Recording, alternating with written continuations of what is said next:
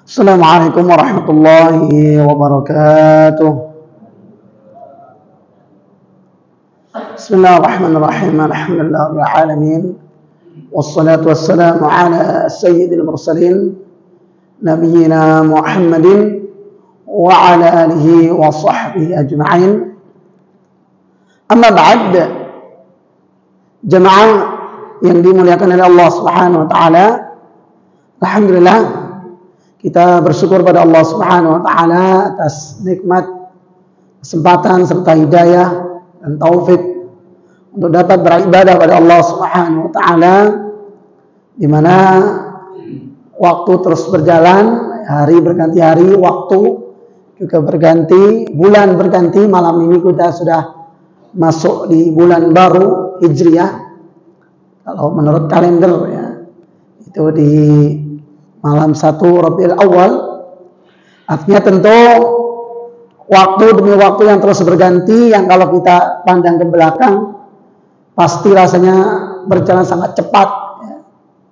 Tentu kalau kita tidak manfaatkan dengan sebaik-baiknya, maka ya tahu-tahu berlalu begitu saja tanpa ada perubahan, tanpa ada peningkatan dalam diri kita.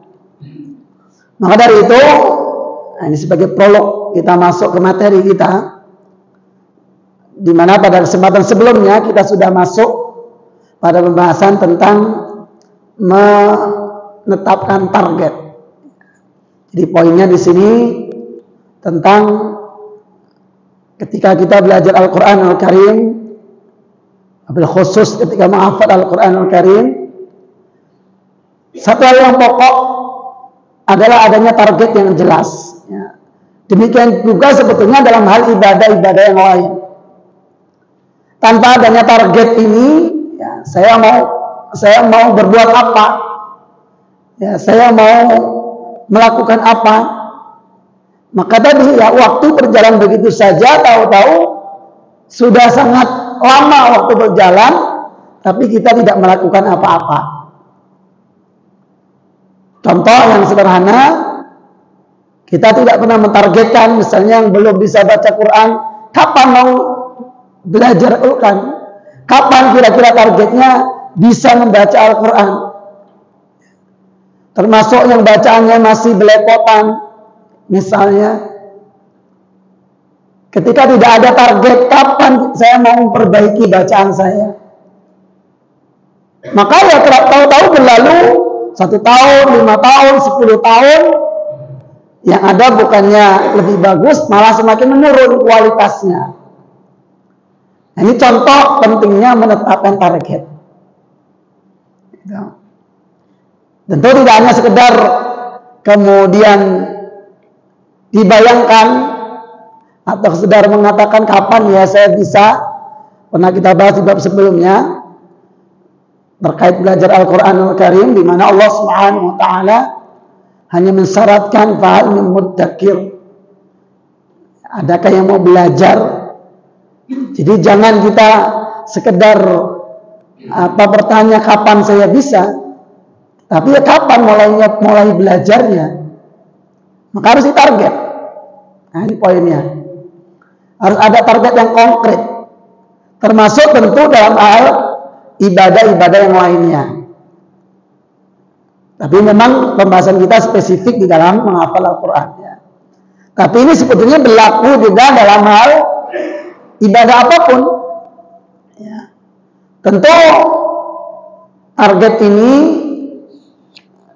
ditetapkan tentu bukan untuk sekedar formalitas ya, tetapi tentu untuk diikhtiarkan ya. Setidaknya kita punya gambaran langkah konkret dengan target tersebut.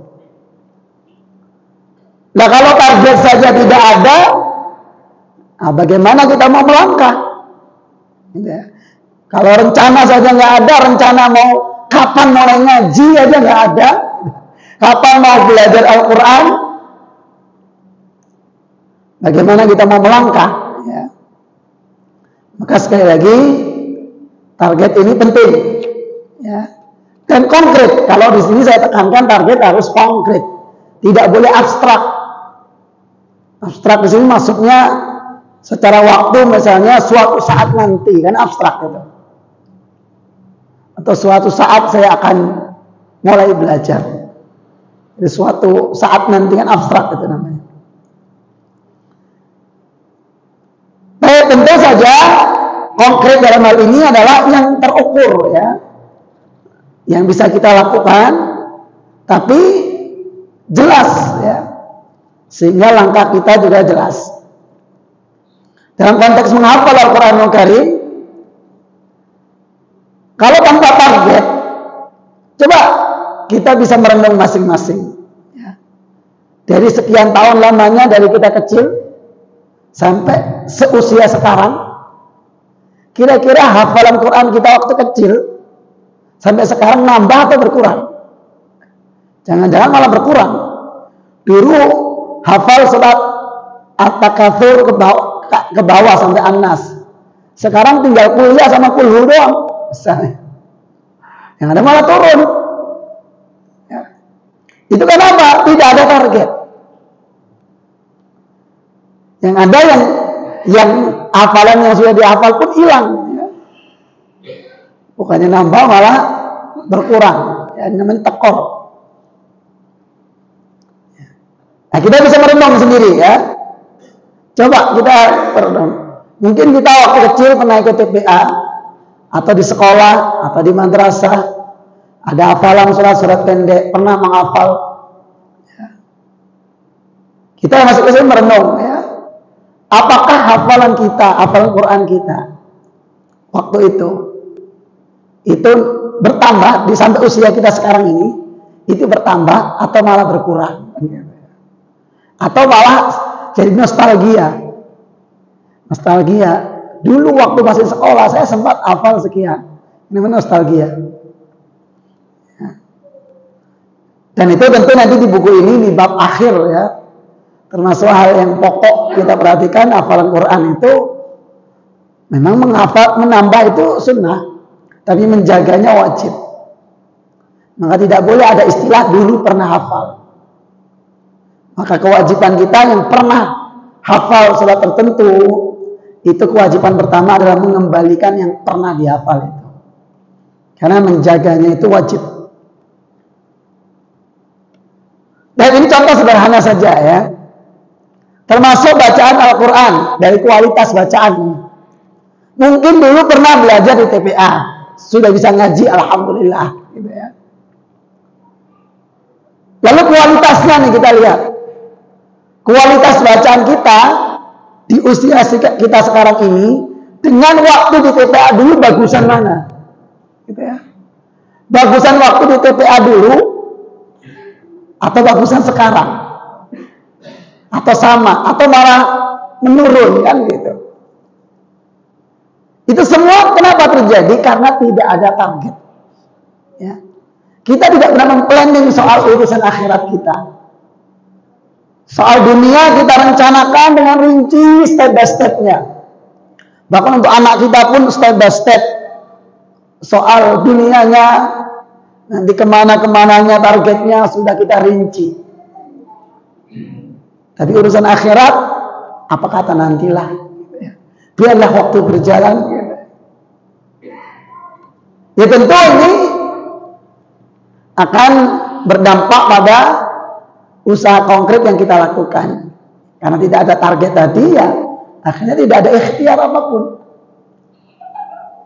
Ya tadi, baik kualitas bacaan Qur'annya, bahkan kualitas ibadahnya, bahkan hafalan Qur'annya, bukan nambah malah turun. Karena kemampuan terbaiknya justru waktu di TPA. Waktu kecil, itu kemampuan terbaiknya. Dan ini tentu mudah-mudahan tidak terjadi di sini karena ini banyak terjadi dan mayoritas dari pengamatan saya ini terjadi mayoritas masyarakat kita. Rata-rata anak-anak, alhamdulillah di Indonesia ini sudah tersebar di mana-mana ya, TPA, TPQ. Saya yakin setiap kita pasti di masa anak-anaknya sempat sudah tersentuh lah oleh TPA ya. Sempat lah ya. Meskipun ternyata ada juga yang nggak tersentuh sama sekali. Ya. Seperti yang nggak jauh dari sini yang saya tangani sekarang di tempat tinggal saya. Ternyata ada yang seumur hidupnya itu belum pernah yang mengalami namanya belajar Quran, alif aja nggak kenal. Dan itu nggak jauh dari kita ya. Ternyata di dekat kita. Yang saya dari sini ke situ cuma 5 menit atau 10 menit saja. Ada itu ternyata. Ya. Belum lagi kalau kita melihat lebih jauh lagi ya, ke berbagai pelosok, ya, berbagai daerah. Artinya fakta, ya, kebutuhan pengajaran Al-Quran ini masih sangat tinggi.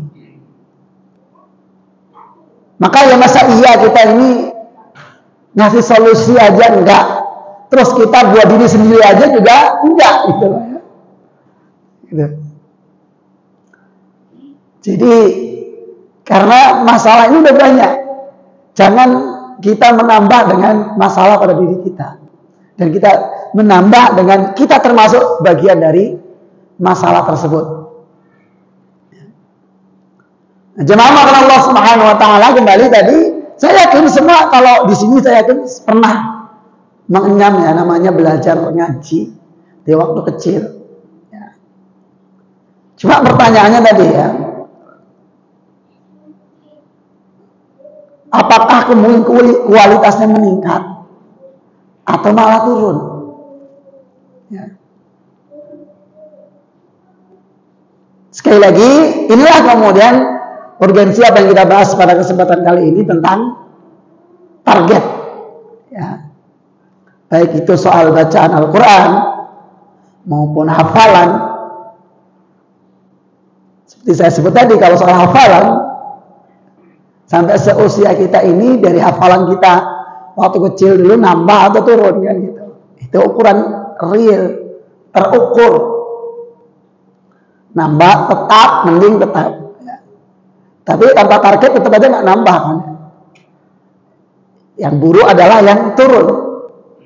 Kalau waktu kecil dulu sempat hafal surat-surat pendek atau bahkan juz amma hafal lah. Ya sekarang tinggal 3 qul saja. Qul huwallahu ahad, qul a'udzu birabbil falaq, dan qul a'udzu birabbin nas. Ini namanya turun drastis. Nah, jemaah makan Allah Subhanahu Wa Taala, makanya saya sebutkan di sini, sekecil apapun ya target itu harus dibuat, direncanakan. Sekali lagi, kalau urusan dunia saja kita membuat planning yang begitu jelas, step by stepnya, yang memulai pendidikannya, memulai karirnya, memulai bisnisnya, semua direncanakan secara detail, rinci, dengan harapan apa? Mencapai target yang maksimal. Ya masa iya urusan akhirat kita justru mengatakan biarlah waktu berjalan. Udahlah apa kata nanti. Ya akhirnya nggak berbuat apa-apa. Makanya saya sebut di sini, ya, sekecil apapun target secara kuantitas, ini jika tidak diikuti target waktu juga, mungkin surat pendek pun tidak akan bisa dihafal. Mungkin ada target kuantitas, maksudnya kita merencanakan ingin hafal juz amma, ini target kuantitas 1 juz. Tapi tidak ada target waktu definitif, kapannya, itu juga nggak jelas. Benar kita ingin bacaan Quran kita makin bagus, bacaan yang bertajwid, yang sesuai bacaan Rasulullah SAW. Tapi kapannya tidak kita definitifkan, ya sama juga bohong itu.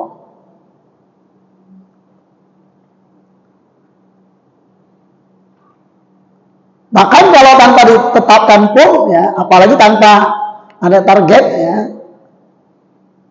di sini mungkin bahkan 5 tahun, bahkan lebih, ya, sekalipun surat Al-Kautsar saja juga tidak hafal-hafal, cuma 3 ayat, surat terpendek, ya, surat terpendek dalam Al-Quran Al-Kautsar. Yang 3 ayat ada beberapa surat, ya, seperti surat Al-Asr, Al-Kautsar, An-Nasr, tapi yang paling pendek Al-Kautsar. Itu pun nggak nambah ya, 10 tahun bayangkan. Pada itu 5 menit juga apa gitu. Al-Kautsar.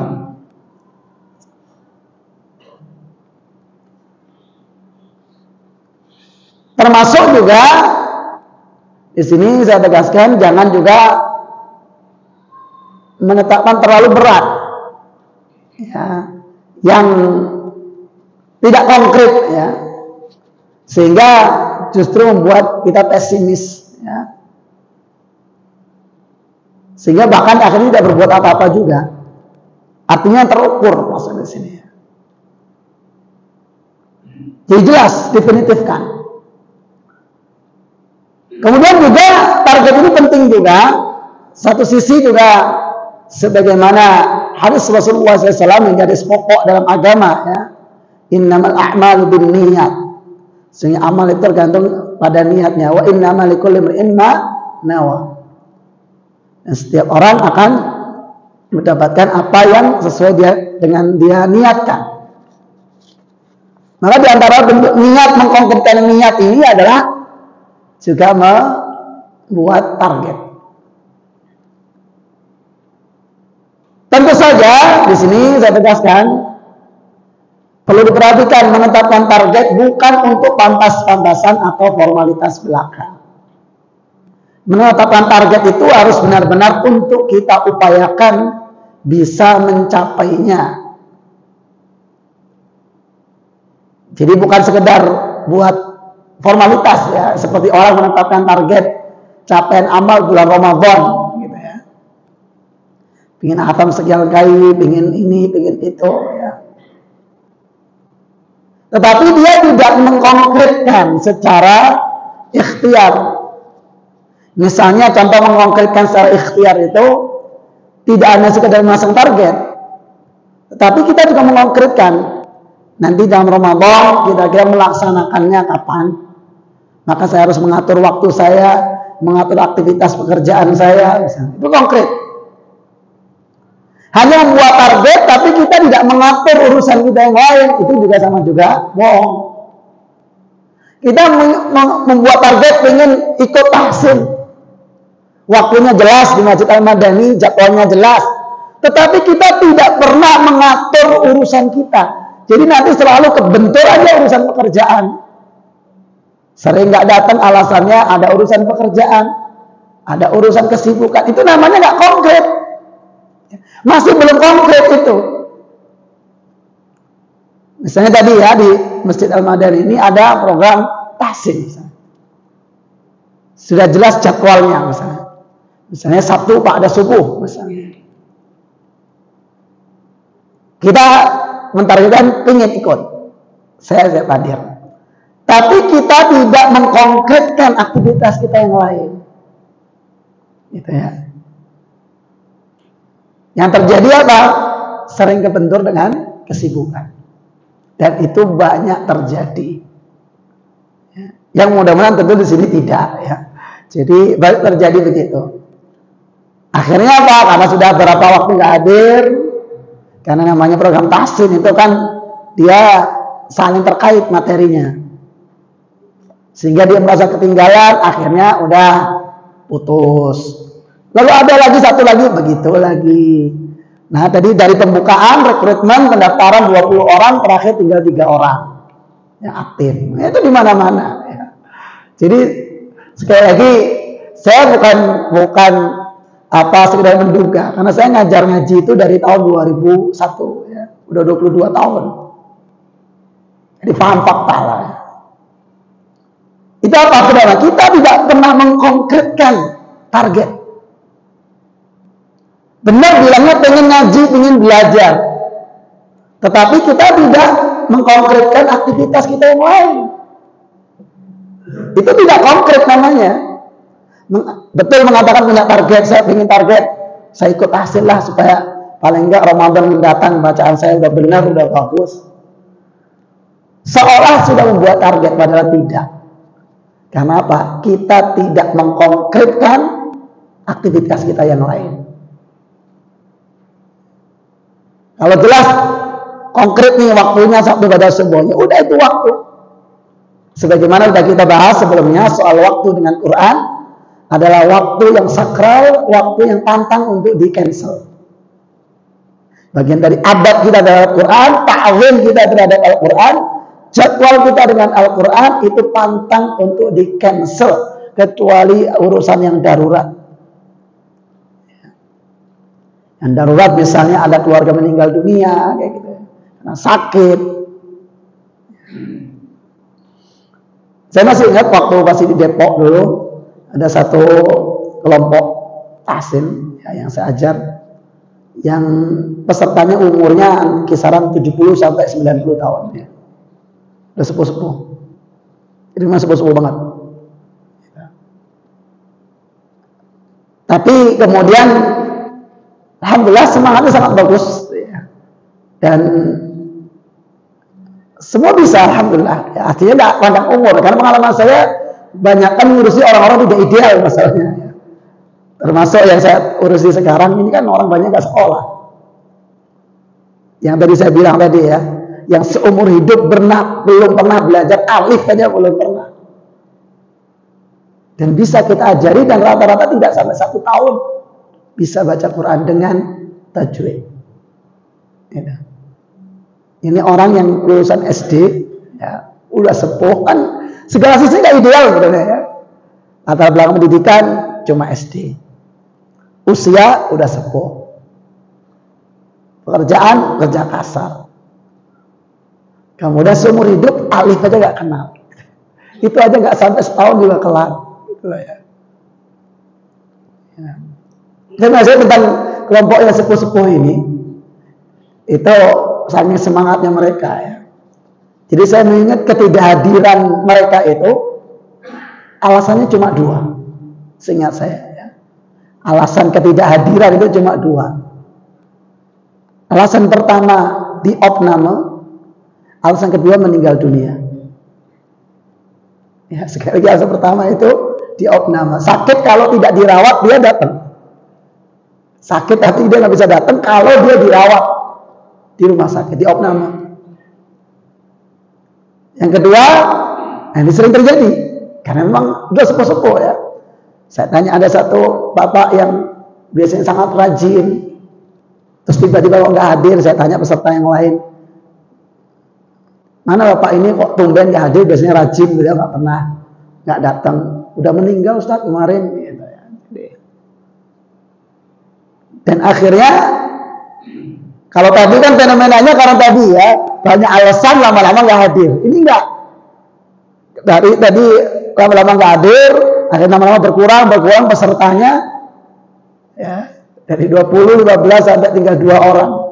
Kalau ini pesertanya habis bukan karena tidak hadir, karena meninggal dunia. Nah, satu persatu meninggal. Gitu.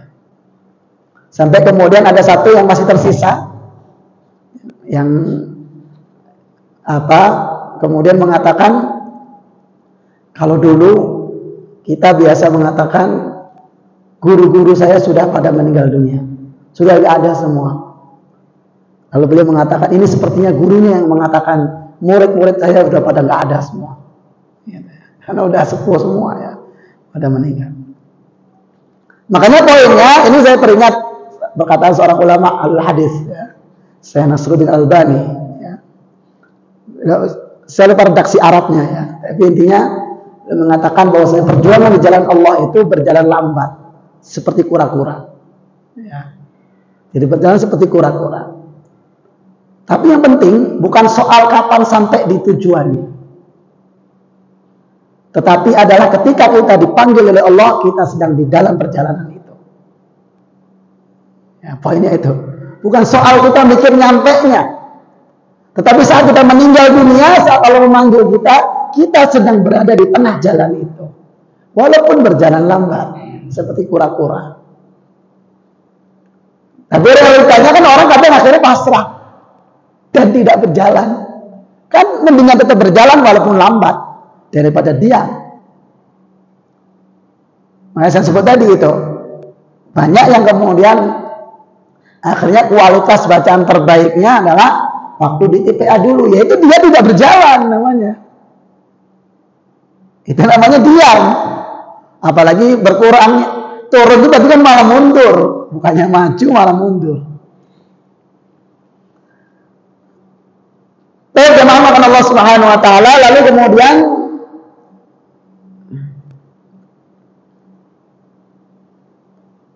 target sekecil apapun ya, ini tidak ada masalah kalau soal menghafal ya. Mulai kita tetapkan target. Misalnya nih, nggak usah muluk-muluk. Taruhlah paling nggak An-Nas sampai Ad-Duha, bisa setahun. Kan nggak banyak itu, cuma sepertiga juz sepertinya itu. Lalu kita tambah lagi tahun berikutnya targetnya lagi juz amma selesai. Maka sekecil apapun target itu, insya Allah ini lebih konkret. Yang pertama lebih konkret, ya, lebih jelas hasilnya. Kemudian dari target yang kecil ini biasanya akan menstimulus kita untuk mentargetkan lebih besar lagi. Jadi untuk memulai nggak usah besar-besar, tapi harus konkret sekali. Tentu saja kalau bacaan masih belum bagus, proses memperbaiki bacaan harus juga menjadi target pokok. Di samping kemudian kita juga mentarget menghafal. Tetapkan walaupun kecil. Sebagaimana ini saya ceritakan di sini pengalaman mengajar orang-orang yang lanjut usia, ya, ini saya sebutkan di buku ini. Para pensiunan, orang-orang yang sudah lanjut usia, mulai dari ini sebenarnya kisah ini di Depok ya. Apa beda dengan kelompok tadi yang banyak yang meninggal dunia tadi ya. Jadi saya memang banyak ngurus orang sepuh-sepuh, banyak ya. Tidak satu kelompok, banyak. Jadi banyak contohnya. Kalau mau contoh yang tidak ideal itu banyak. Makanya sering ketika saya mengajar sekarang juga orang-orang yang mungkin dalam pandangan umum sangat tidak ideal ya. Orang pendidikan rendah ya, kerja kasar, usia lanjut. Banyak juga yang justru khawatir mereka ini orang yang belajar ini ya. Khawatir saya nggak sabar. Takut saya nggak sabar karena mereka tidak ideal, karena mereka berat belajarnya. Selalu saya tegaskan kalau ada yang ngomong begitu di saya ada yang ngomong saya nggak enak sama Pak Ustadz, takutnya Pak Ustadz nggak sabar karena saya berat belajarnya. Maka saya jawab, loh Bapak jangan meragukan kesabaran saya. Saya ini mengajar udah 20 tahun lebih dan yang saya hadapi banyak yang jauh lebih tidak ideal dari Bapak. Saya bilang gitu. Jadi saya bilang dan banyak yang saya hadapi itu jauh lebih tidak ideal lagi. Maka jangan meragukan kesabaran saya. Sekarang tinggal Bapak sabar atau tidak. Nah, ini saya mengajar orang tua juga. Mulai dari kemudian sampai bacaan sudah bagus, lalu kemudian saya bimbing juga menghafal juz amma. Saya talqin bareng-bareng gitu. 1 tahun alhamdulillah semua hafal juz amma. Tua-tua ini 1 tahun ya. Kita menghafal bareng-bareng. Nah, setelah 1 tahun ini hafal juz amma, alhamdulillah ternyata kan mereka pertama dari target yang kecil ini itu kemudian tadi kan ya lebih konkret hasilnya. Yang kedua mereka punya pengalaman hafal ya, jadi tahu caranya, kan kita praktekkan bareng-bareng, tahu caranya merojaahnya, tahu cara menghafalnya. Yang kedua itu punya pengalaman menghafal, dapat pelajarannya, sehingga apa? Menstimulus lagi-lagi tadi ya, target kecil itu menstimulus target yang lebih besar. Nah setelah itu sudah tidak saya bimbing bareng-bareng, sudah mulai setoran satu persatu. Dan ternyata lebih besar hasilnya. Ya, tadinya yang 1 juz itu 1 tahun, ternyata 1 tahun nambah dari 5 juz. Ini orang pensiunan ya, orang sepuh ya. Bahkan ada satu yang spesial menurut saya ya. Ada orang yang Nah, tadinya ke masjid itu hanya sholat Jumat saja dan harus menggunakan obat penenang. Saking beratnya ke masjid. Saya yakin sini nggak ada separah itulah ya. Nggak ada separah itu. Ini real, orangnya masih ada. Jadi saking beratnya ke masjid. Intinya ke masjid itu cuma Jumatan. Itu pun harus didoping ya, dengan obat penenang agar dia bisa betah di masjid. Bertahan selama Jumatan itu cuma setengah jam khutbah dan sholatnya. Lalu saya mendapat laporan dari keluarganya dan saya diminta ngajak ngobrol gitu kan, diskusi sama beliau apa masalahnya. Sampai ternyata ya Al-Quran ini menjadi pintu hidayah buat beliau. Ternyata beliau punya ketertarikan dalam belajar Al-Quran. Ya. Maka saya arahkan untuk ikut di masjid. Di masjid sudah ada program tasik. Tapi beliau masih berat. Tapi masih pengen. Akhirnya apa? Cuma kemudian lihat dari luar pagar. Masjidnya ada pagarnya. Luar pagarnya cuma ngintip aja di luar. Begitu seterusnya lama-lama masuk ke pagar. Belum masuk masjid, baru masuk pagar. Lalu lama-lama dia naik ke teras masjid. Cuma ngamati orang belajar, lagi saya ajar gitu. Saya perhatikan saja. Saya biarkan dia sedang menata hati di ceritanya. Makanya pantangan ya Bapak yang sudah rajin ke masjid. Kalau ada orang baru ke masjid dibilang tumben itu pantangan, haram. Ya. Ini orang sudah memperjuangkan hatinya luar biasa. Tahu-tahu sampai masjid kita tumbenin, kemana aja lu? Dari mana aja baru kelihatan. Ataupun dengan kalimat-kalimat maksudnya memuji tuh kan sekarang kan keren. Dia mikir berarti kemarin nggak keren saya. Gitu. Jadi perlakukan seolah dia itu sudah biasa ke masjid. Gitu. Jadi nggak usah dispesialkan sebetulnya justru. Karena itu justru yang dia takutkan. Termasuk ini, ngasus dia sampai teras. Saya biarkan. Lama-lama maju sampai masuk. Misalnya posisi di depan sini, beliau di paling belakang. Nyandar tembok. Lama-lama maju terus gitu. Sampai gabung ke halakoh. Posisi paling belakang, lama-lama ke tengah, lama-lama paling depan. Ya kan prosesnya dari tidak pernah ke masjid.